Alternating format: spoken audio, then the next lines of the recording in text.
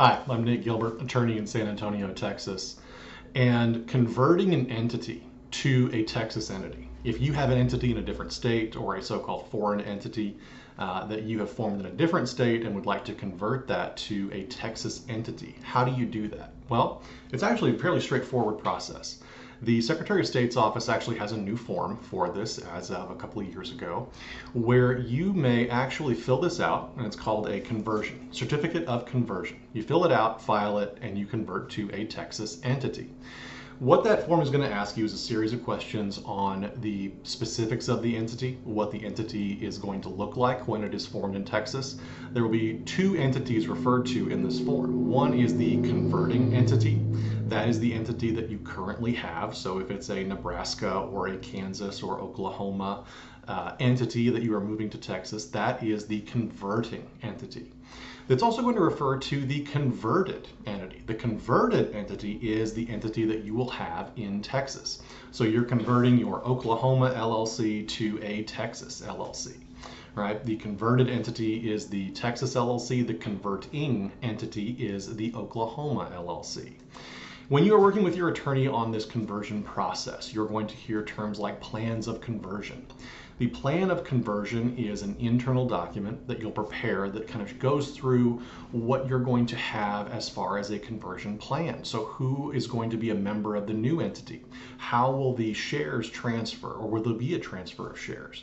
What are the new specifics of it? All that kind of stuff you're going to discuss with your attorney when you are working on this conversion of the entity.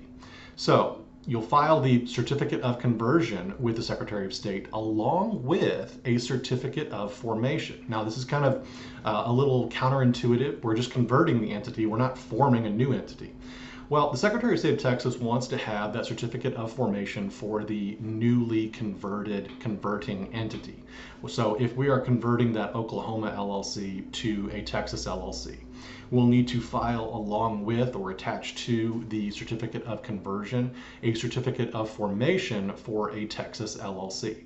And then in the additional language that we want to add on that certificate of formation, there's some specific statutorily required language that will need to be on there stating the information of the converting entity, and that this certificate of formation is going to be filed in conjunction with a certificate of conversion.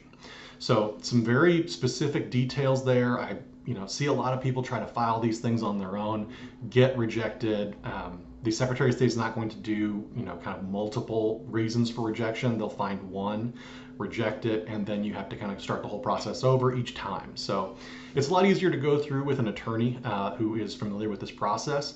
And then if the attorney gets rejected, then we can just keep going on with it, whatever. So a lot easier to do it with an attorney who is familiar with this process. If you are trying to convert, say, a foreign entity to a Texas filing entity. Multitude of reasons you'd want to do this if you are moving to Texas, or if your properties are in Texas but you formed it in Oklahoma, whatever might be the reason for it. It's very simple, straightforward to do. The one caveat that I always give folks is the filing fees. A certificate of conversion is $300 to file with the Texas Secretary of State. In addition, remember we talked about that certificate of formation that you must file. You must pay the formation fee for that particular entity. So in our LLC example, if you're moving that limited liability company, it is $300 for the certificate of conversion and $300 for the certificate of formation.